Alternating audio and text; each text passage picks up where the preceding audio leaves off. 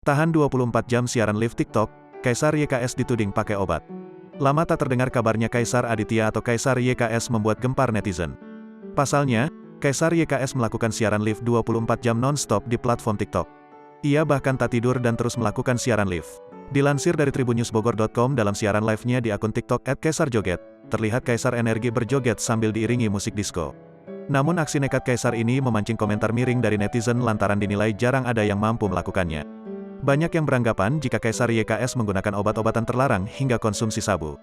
Netizen menyoroti mata sayu Kaisar YKS dan juga wajah pucatnya, namun ia tetap terlihat energi. Namun ada juga netizen yang mengingatkan agar tidak berpikiran buruk, karena kondisi itu juga dialami beberapa orang. Ia menyebut Kaisar YKS rela begadang tidak tidur dan live 24 jam nonstop itu demi dapat gift, donasi koin di TikTok. Meski banyak tudingan miring kepadanya, Kaisar YKS tampak tak peduli dan makin asyik untuk live nonstop.